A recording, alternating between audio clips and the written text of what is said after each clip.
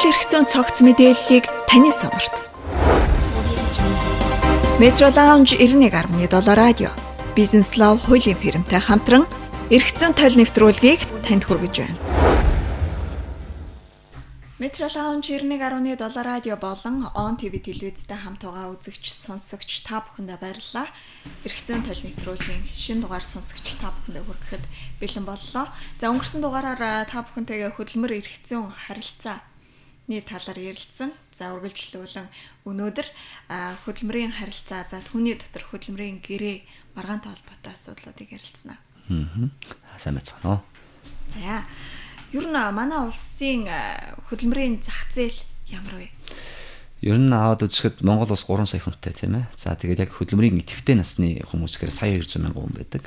Тэгээд судалгаагаар аваад үзэхэд энэ хүмүүсийн одоо 92 орчим хувь нь ямар нэгэн байдлаар хөдөлмөр эрхэлдэг гэсэн тийм судалгаа байдаг. Өөрөөр хэлбэл байгаа юм бэхээр 3 сая хүний маань сая 100 мянга орчим те сая гаруй орчим хүн нь л тодорхой хувийн болон төрийн те бизнесийн салбарт тодорхой хэмжээгээр төрийн бас байгууллагын салбарч гэдэг юм уу те хуваараа байдаг юм уу тодорхой хөдөлмөр эрхэлдэг гэсэн тийм судалгаа байдаг. Гэхдээ зүгээр аваад үзэхэд одоо манай нөө зах зээлийн эдийн засгийн харилцаанд шилжиж орсноос хойш манай Монгол улсын эдийн засгийн одоо тийм ээ одоо орчин нөхцөл өөрөө бас нэлээд тийм одоо унам боссон янз янз явж шүү дээ. Сүүлийн үед л эдийн засаг хямралтай байж гэж ярьж байна. Тэгэхээр энэ эдийн засаг хямрсантай холбоотойгоор яаж байгаа вэ гэхээр ялангуяа бизнесийн байгууллагуудын хувьд болонгууд одоо оронтойгоо цонхтгох тийм ээ. За илүү зардлуудаа хэмнэх асуудлууд илүү их гарч байна. За мөн дээрээс нь одоо сонгуул босонтой холбоотойгоор тийм ээ одоо айлын гарч ирсэн нам нь нөгөө одоо намынхаа гишүүд төрийн аднаас чөлөөлөх гэдэг одоо ингэ одоо хөдөлмөрийн одоо эрх зүйтэй холбоотой маргаанд маш их гарч байгаа. Зүгээр яг тухайлаад аваад үзэх юм бол 2016 оны одоо иргэний хэргийн тийм ээ хашны шүүхээр одоо авч хилдсэн хэрэг маргааны тухай тийм статистик мэдээлэлээр аваад үзэхэд 16 оны одоо шүүхээр авч хилдсэн иргэний хэрэг маргааны тоон 15 оноотой харьцуулах юм бол 13.5% өссөн баг. Тэгэхээр эдийн засгийн хямрахаар маргаан бас яадаг байх нь илүү нэмэгдэж өсдөг байх. Тэгээ түүн дотороо хөдөлмөрийн эрх зүйн харилцаа буюу хөдөлмөрийн маргаантай холбоотой харилцаа аваад үзэх юм бол энэ өөрөө ажлаас тийм үнэлгээгээр халагдсан.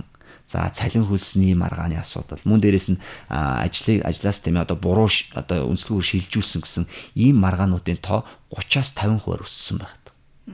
Тэгэхээр энэ өөрөө юу хэлж байгаа юм бэ гэхээр яалтчгүй манай одоо хөдөлмөрийн эрх зүйн одоо харилцаа тийм ээ энэ дээр холбоотой үүсэж байгаа уламжлан гарч байгаа энэ одоо эрх зүйн маргаан одоо фактууд бол улам одоо өсөж байна гэсэн үг. Тэгэхээр энэ өөрөө юутай холбоотой вэ гэхээр энэ хөдөлмөрийн харилцаанд өөрөө үндсэндээ ажил болгогч ажилтан гэсэн хоёр тал ороод байгаа шүү дээ тийм. Тэгэхээр яг ажилтны хувьд болохоор хөдөлмөрийн гэрээ ачаад бүгд өгдөггүй тэрийг уншдаггүй мэддэггүй ч юм уу тийм.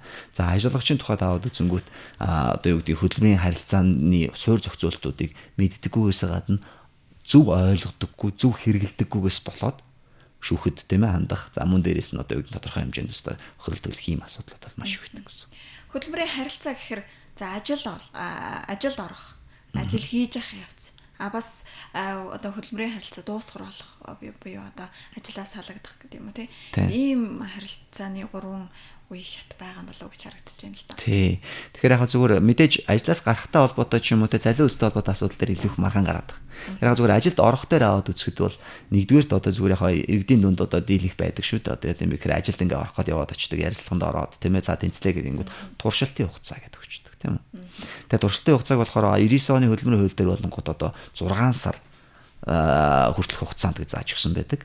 За харин одоо энэ шинжилсэн одоо улсын хурал дээр яригдж байгаа тэр нөгөө хөдөлмөрийн хуулийн шинжилсэн найруулал дээр болонгод 3 сар байх тухай асуудлыг ярьж байгаа. Тий. Тэгээд энэ хугацаанд болонгод туршилтын хугацаа гэж үзэж байна тийм үү. За тэгэнгүүт энэ туршилтын хугацаанд яадаг вэ гэхээр нөгөө цалинтай цалингүй асуудлууд яригдж эхэлдэг. Тийм ээ. За одоо энэ хугацаанд болонгод хөдөлмөрийн гэрээ байгуулахгүй зарим одоо ажиллагч нар болонгод хөдөлмөрийн гэрээ байгуулахаас зайлсхийдэг. Яагаад тэгэхээр хөдөлмөрийн гэрээ байгуулчих юм бол яадаг вэ гэхээр нөгөө нийгэм дадлан төлөх асуудал яригдана. Тийм ээ. За мөн дээрээс нь яг хөдөлмөрийн гэрээ байгуулж байгаа бол тэр хүний нэг илүү цагийн нэмэгдлийн асуудлуудыг ярих шаардлагатай болно. Цалин урамшууллын асуудлууд тийм ээ. Эдгээр шаардлагатай болдог учраас илүүтэйгээр яадаг вэ гэхээр нэг бол гэрээгүй байлгах ч юм уу те эсвэл одоо өөр гэрээгээр тийм ээ хөлсөөр ажиллах гэрээгээр ч үгүй юм уу те ажил гүйцэтгэх гэрээгээр ч юм уу энэ асуудлыг шийдэх иймэрхүү хандлагууд их байдаг. Тэгэхээр ямар ч байлаа гэсэн яаж байгаа юм бэ гэхээр хөдөлмөрийн гэрээг бол бичгээр байгуулах хэрэгтэй. Нэгдүгürt. Тийм үү? Хоёрт болонгууд туршилтын хугацаанд цалин хөлсийг олгох хэрэгтэй байдаг. Тийм. Олгохдоо яаж байгаа юм бэ гэхээр 2017 оны 1 сарын 1-ээс бол хөдөлмөрөөс доод хэмжээгээр 240 мянга болсон байгаа шүү дээ. Энээс доошгүй цалинг олгох хэрэгтэй гэж хуулиараа зааж өгсөн байна. Харин одоо юу гэдгийг зүгээр яг тэр цалин хуудсан дээр аваад үзэнгүү цалингаа өгөхгүй байх тийм ээ. Эсвэл одоо юу гэдгийг тодорхой хугацаанд цалин өгж явж байгаа цалингаа өгөхгүй удаах ч юм ийм асуудал гардаг шүү дээ тийм. Ийм тохиолдолд болохоор яаж байгаа юм бэ гэхээр тэр хүн тийм ээ одоо шүүхэд хандаж тийм ээ одоо цалин хуудсыг нэхэмжлэх хэрэгтэй. Тэгээ шүүхээс бүр яаж байгаа юм бэ гэхээр цалин хуудсаа хугацаанд олгоогүй тохиолдолд шүүхээс тийм ээ үндсэн төлөх ёстой цалин болон тэгээд хоног тутамд 0.3% хүртэл гэдэг юм уу те ийм алданг тооцож ажиллагчоос тэр цалин одоо төлбөрийг гаргуулах асуудлыг шүүхээс шийдвэрлэх юм тохиолдол байдаг байна. Хөдөлмөрийн харилцаа хэвээ үргэлжилж байгаа газар ч гэсэн одоо цалин олгогдохгүй удсан тохиолдолд ингэж болох уу? Тийм гэсэн. Ер нь бол өөрөөр хэлбэл угаасаа хөдөлмөрийн дотоод журам дээрээ одоо юу гэдгийг сардаа 1 удаа юм уу сардаа 2 удаа гэдэг юм уу тийм ээ цалин хөлс олгоно гэсэн ийм одоо угаасаа төсөл заасан байгаа шүү дээ. Тухайн байгууллагын өөрөө ингэнээр хөдөлмөрийн харилцааны авч үзэж байгаа үндсэн хууль нь гэдэг юм одоо суурь зохицуулт нөр хөдөлмөрийн дотоод журам гэдэг баримт чиг тухайн байгууллага боловсруулан гаргаж баталж мөрдүүлж явах хэрэгтэй байдаг. Энэн дээрээ цалин хөлсөө хизээ олох вэ гэдгээ зааж өгдөг. Бүр одоо юу гэдгийг сарын сүүлчийн өдөр олох өдөр нь баяраас өдөр байх юм тэрний өмнөх өдөр олгоно гэдэг бүр зохицуултууд хөдөлмөр дээр байж байгаа стандарчлагдсан. Тэгээ энэ зохицуултынхаа барихгүйгээр тийм ээ саяны хэлдэг туршилтын хугацаанд юм уу дадлаж хугацаанд гэдэг юм уу эсвэл тодорхой хугацаанд ажилласан цалингийн өгөхгүй байгаа тохиолдол болгонгууд шүүхэд хандаж энийгээ бас одоо тоцоолох боломжтой байдаг. За мөн дээрээс нь яг зүгээр ажилд орж байгаа тохиолдол болгонгууд 1-р сарын туршилтын хугацаа ярьлаа тий дадлаж хугацаанд ярьлаа. За хөдөлмөрийн дотоод журам дээр болгонгууд тэрийг одоо юу гэдэг үндсэн цалингаас 70 хүртэл хойш гэдэг юм арай бууруулан жишээ нь тэр туршилтын хугацаанд цалин хөлсийг олох юм тохиолдол байж болно. За энэтэй холбоотойгоор мөн дээрээс нь тухайн этгээдийг ажилд авсан тушаал гаргах хэрэгтэй. Тийм. Ягаад гэвэл энэ өөрөө гэрээ байгаа шүү дээ. Гэрээг баталгаажуулж байгаа. Энэ өөрөө ямар дагавартай гэхээр тэр хүнийг мэдээж хизээс ажиллаж гисэн байг нэг нь отлохоор хамтолж байгаа. Хоёрдугаарт нөгөө тухайн хүний чинь нийгмийн дадлыг төлж байгаа. Тэгэхээр нийгмийн дадлын дэвтэр дээр хүртэл тийм ээ ажилд орсон гарсан тэр тушаалууд нь одоо огноон бүртгэгдэх тийм ээ эрх зүйн үндсэн баримт чиг болдог учраас энэ зүйлс өөрөө ажилд ороход бол бүрдүүлсэн байх шаардлагатай байна. Хөдөлмөрийн харилцаа дуусгар болсон тохиолдолд тэгэхээр яг зүгээр гэрээг өөрөө яаж байгаа юм бэ гэхээр хугацаатай болон хугацааг өгсөн хоёр хэлбэрээр байгуулж болж байгаа. Байнгын ажлын байран дээр нь хугацааг өгөр байгуулдаг. За мөн одоо хугацаатай байгуулах хэдэн нөхцлүүд байгаа өмнөх нэвтрүүлэг дээр би бас дурдж ирсэн. Туршилтын хугацаанд, тийм ээ дадлагын хугацаанд, за мөн контрактаар байгуулсан. За мөн одоо жишээ нь хэнийг орлон ажиллаж байгаа ч юм уу, эсвэл удирдлагын чанартай ч юм уу те. Ийм ажлууд дээр болонгууд хугацаатай гэрээ байгуулж болж байгаа. Тэгэхээр энийг би яагаад ярьж байгаа юм бэ гэхээр хөдөлмөрийн гэрээ өөрөө одоо дуусгар болох тийм ээ таны хэлдгээр бүхэл харилцаа өөрөө үүсдэг өөрчлөгдөж дуусгар болдог тийм үү. Тэгэхээр дуусгар болох харилцаан дээр болонгууд цуцлах замаар эсвэл цуцлахгүйгээр тухайн харилцаа дуусчих. Одоо хөдөлмөрийн харилцаа дуусгах асуудал яригдчих.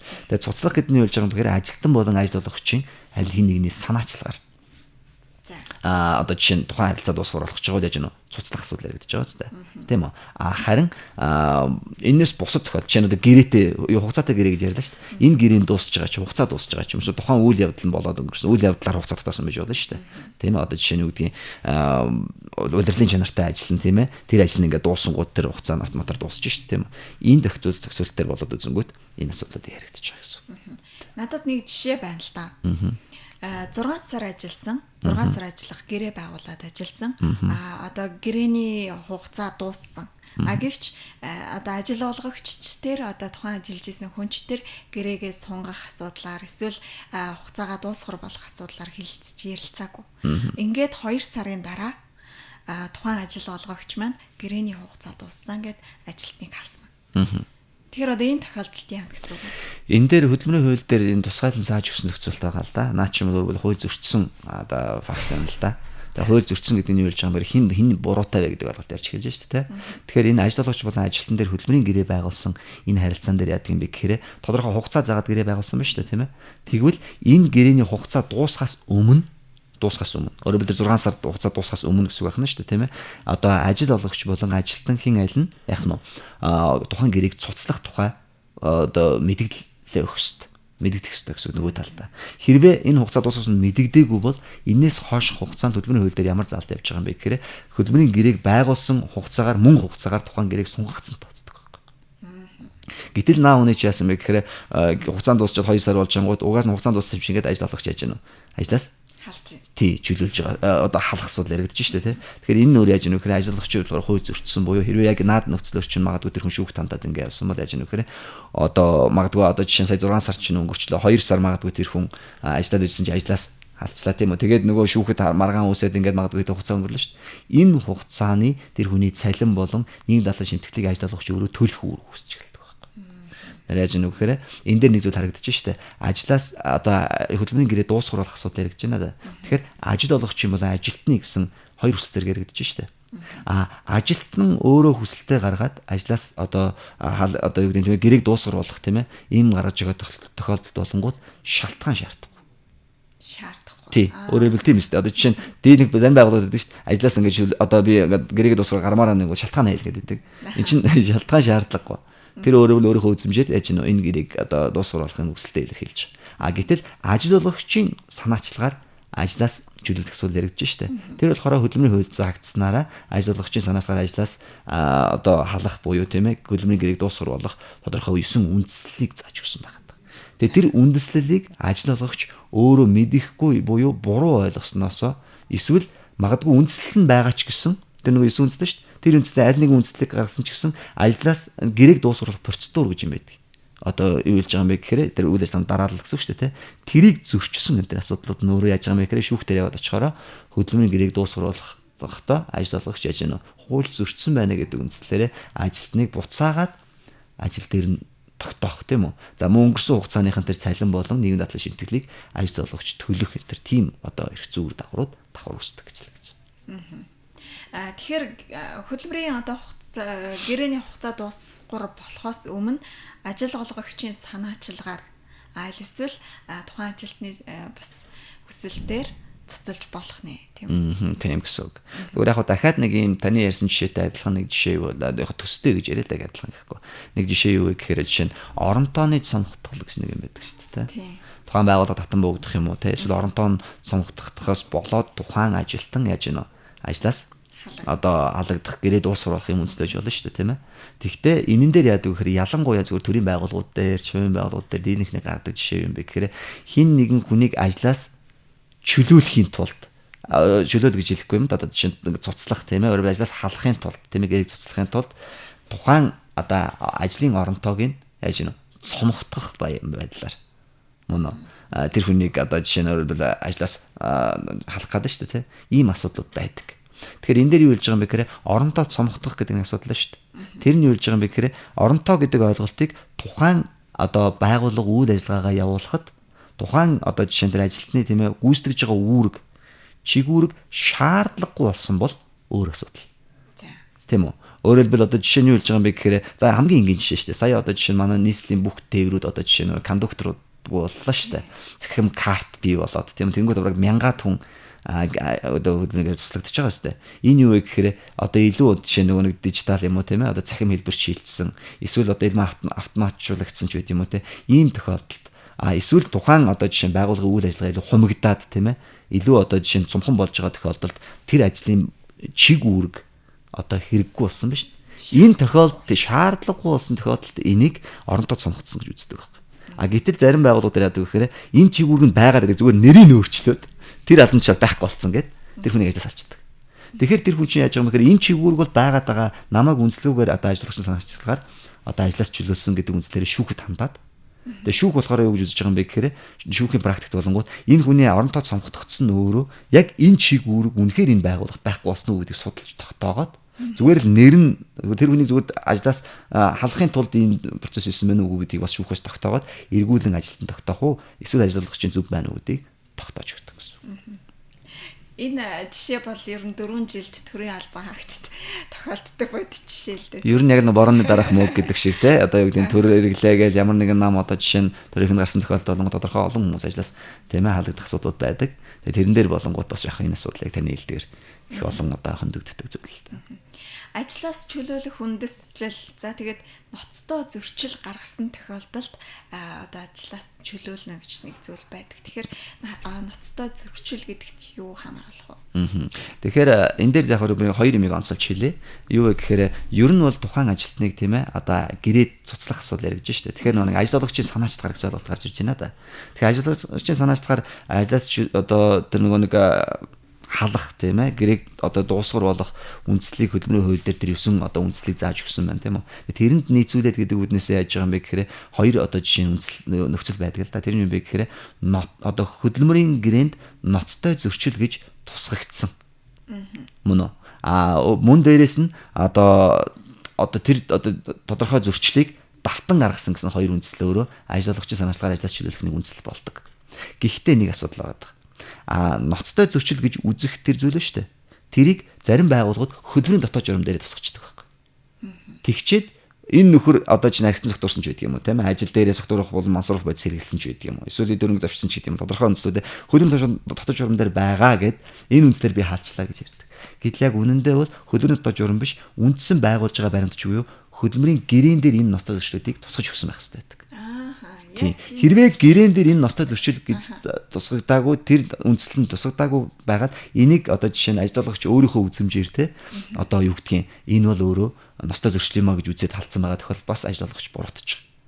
Тий. Тэгэхээр энгийнээр хэлэхэд юу хэлээд байгаа юм бэ гэхээр дийлэнх одоо нөгөө нэг яасан бэ гэхээр зах зээлийн эдийн засаг шилжээд хөдөлмөрийн хэрэгцээ харилцаа өөрөө нэлээд одоо жишээ нь юу гэдэг илүү гүн гүнзгий те илүү наривчилсан илүү тохируулсан зохицуулт шаардлагатай болоод ирэхээ алдад нэг асуудал юу үүсэж байгаа юм бэ гэхээр нөгөө одоо юу гэдгийг бүх зүйлийг өөрөө хуулиар зохицуулах боломжгүй учраас тийм ээ ажил олгогч нарт өөрсдөө хөдөлмөрийн дотоод журам гэдэг баримтчийг боловсруулаад өөрийнхөө салбар болон байгууллагын онцлогтой тийм ээ ажил үүрэгтийн онцлогын холбоотойгоор энэ юм зохицуулаа гэдэг эрхийг шилжүүлээд өглөө шүү дээ.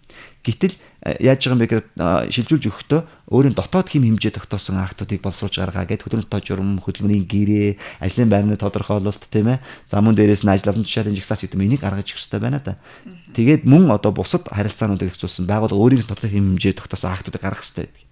Харамсалтай нь дийлэнх байгууллагууд яаж байгаа юм бэ гэхээр энэ давтагдмал шинжтэй те одоо хөдөлмөрийн харилцаан дээр илүүтэй банк гардаг те эсвэл одоо ийм гарч болцсошгүй асуудлуудыг урьдчилан сэргийлэх зорилгоор урьдчилан хилэлцээд баримт бичиг болгоод тусах ёстой байтал ингэлгүйгээр хин нэгэн албан тушаалтан өөрийнхөө зүгээр ганцаарчилсан шийдвэр гаргаад байгаа байхгүй. Хин нэг үнийг одоо жишээ ностой зөрчлөж үзсэн давтан зөрчил гаргалаа гэд ажиллаж чөлөөлөх асуудал гаргачихж байна да. Гэрээ дуусгуулах асуудал гаргаж байна да. Тэгээ энэ нь нэг үр дагаврыг юу авчирж байгаа юм бэ гэхээр ганцаараа шийдвэр гаргана гэдэг нь илүүтэй субъектив багтдаг байхгүй. Тийм ээ. Дээрээс нь одоо юу гэдэм бэ гэхээр илүү одоо юу гэдгийг тэр хүний магадгүй яал урлах гадуурхах те. За бас дээрээс нь одоо тэр хүний үзэл бодолтой үзэмжин дээр хандах асуудал гарах гэдэг байна да. Ийм байгууллагыг хагалах бутрах хүртэл асуудал гарна. Тэгэхээр ийм асуудал гарахгүй байх өрчсөн сэргийлэл гаргах нь юм бэ гэхээр альва зүйлийг нэгдмэл ойлгох цэгцтэй байх хүднээсээ тэр одоо дотоод хэм хэмжээнүүдийг илүү одоо юу гэдэг дэлгэрүүлэн боловсруулж гаргаж ирж иж эннийхээ дагуу асуудлыг шийдэж явуул зүгээр. Тэгээ энэтэй холбоотойгоор сая чинь та ярьж штэ одоо ажлаас одоо гэрээ дуусгах асуудал ярьж байгаа шүү дээ. Тэгээ энэ болохоор хөдөлмөрийн хууль заагсан 41 заагдсан тэр одоо ажиллагчийн санаачлагаар одоо ажлаас чөлөөлөх одоо ажлаас халах тийм ээ тэр юугаа тусгаад тийм ээ за мөн дээрээс нь тэр нөгөө гаргасан одоо жишээ нь үйлдэл эсүүлтгүй тийм ээ одоо хуулиас нэрх сонирхлыг байгууллагын хуулиас нэрх сонирхлыг зөрчсөн тийм байгууллага тохиолдуулсан байгууллагын дүрм журмыг биелүүлээгүй гэдэг одоо факта эдгэрэнгүй бичээд тийм үү мөн дээрээс нь одоо тэр одоо үндсэн гэрээнд заагдсан яг энэ одоо нэг ностой зөрчил гэдэг энэ зөрчлийг яасан байна уу гаргасан гэдгийг дурдаад бүр юм дэлгэрэнгүй байдлаар үндэслэлтэйгээр яаж ийнө гэхээр одоо тэр тушаа шийдвэр гаргасан байх хэрэгтэй гэж хэлдэг. Тэгээгүйгээс болоод эргээд үр дагаврууд нь төсөөснөөс өөр гараад байгаа гэсэн. Нэг ийм зүйл байдаг.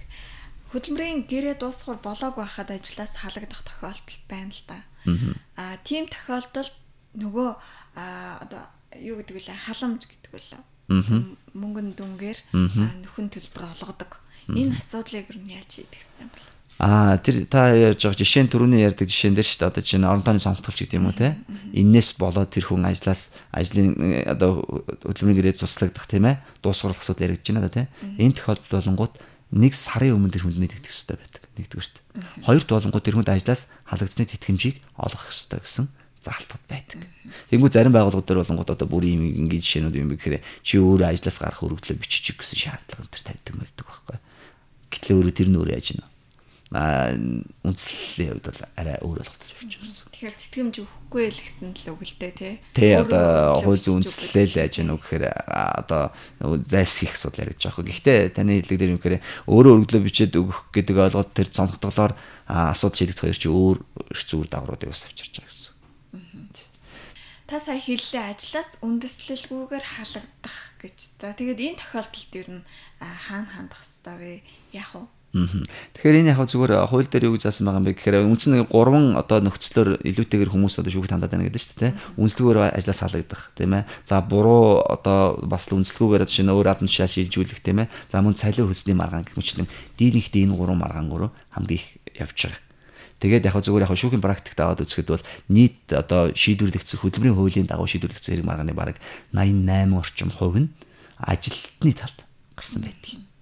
Тий. Яа тэгээд яг зүгээр ажилтны хувьд болонгууд одоо юу гэдэг цалин өсөлттэй холбоотой ч юм уу тийм ээ. За маргаан одоо гарлаа гэж бодъё л та. Тэгэх юм бол одоо юу гэдэг шүүхээс өмнөх шатанд хөдөлмөрийн одоо маргаан таслах комисс гэдэг одоо комисс тийм тухайн байгууллагт байгуул тэнд хандах хэрэгтэй. Өөрөөр хэлбэл тэр байгууллага одоо жишээ нь үүдээ нөгөө хамтын гэрээ байгуулдаг тийм ээ. Нэлээ олон одоо ажилтнуудтай ч үгүй юм уу тийм ийм одоо тогтцсон байгууллагын тухайд болонгууд хөдөлмөрийн маргаан таслах комисс гэж байгаа. За энд хандах асуудал яригдана. За хэрвээ ийм байхгүй бол одоо нийслэл болон дүүрэгт байдаг одоо хөдөлмөрийн маргааныг шуурхай зохицуулах салбар хороо гэж байдаг. За энд хандах боломжтой байдаг. За мөн дээрээс нь шүүхийн дэргэд нөө эвлэрүүлэн зуршлагтай үг гэж байдаг шүү дээ тийм. Тэгэхээр энэ эвлэрүүлэн зуршлагтай үгдэд бас очиж бас хандах боломжтой байдаг. Яг энэ эвлэрүүлэн зуршлагтай үгдэд хандж байгаа шалтгаан нь болонгууд мэдээж одоо төлбөр мөнгө нь бага байдаг тийм ээ. За мэдээж асуудлыг илүү одоо хурдан шуургай шийдвэрлэх тийм ээ. Одоо давзаалт хяналтын шатыг тийм ээ ингэж явахгүйгээр шийдвэрлэх боломжтой байдаг. За мөн дээрээс нь шүүхэд хандах асуудал байдаг. За мэдээж гэхдээ хамгийн гол нь өөрөө та энэ одоо юу гэдгийг хуулийн одоо хууль бусаар тийм ээ ажлаас одоо халагдсан гэдэг одоо тийм одоо үндслээр гаргаж ирж байгаа бол тухайн шийдвэрийг гарч явснаас хойш сарын дотор тийм ээ шүүхэд хандах нь өөрөө та өөрийнхөө эрхийг сэргийлгэх одоо хөн хилцэх хугацааны дагуу тийм ээ шүүхэд хандах энэ боломж байт юм аа.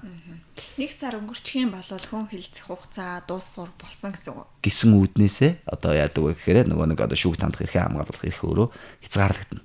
А тэрний үйлж байгаа юм бас хууль хугацаа тасалдах, тоолох молох гэдэг өөр бас журмууд бий л иргэний хууль дээр. Иргэний процесс дээр ч тийм асуудал яригддаг. За баярлалаа. Метро лаунж 91.7 радио эрх зүйн тойл нэвтрүүлгийн энэ удаагийн дугаараа сонсогч үзэгч та бүхэндээ хүргэлээ. Дараа 7 хоногийн энэ цагта иргэн уулзъя. Түр баяртай. Хууль эрх зүйн цогц мэдээллийг таны сонорт. Метро лаунж 91.7 радио бизнес лав хуулийн фирмтэй хамтран эрх зүйн тойл нэвтрүүлгийг танд хүргэж байна.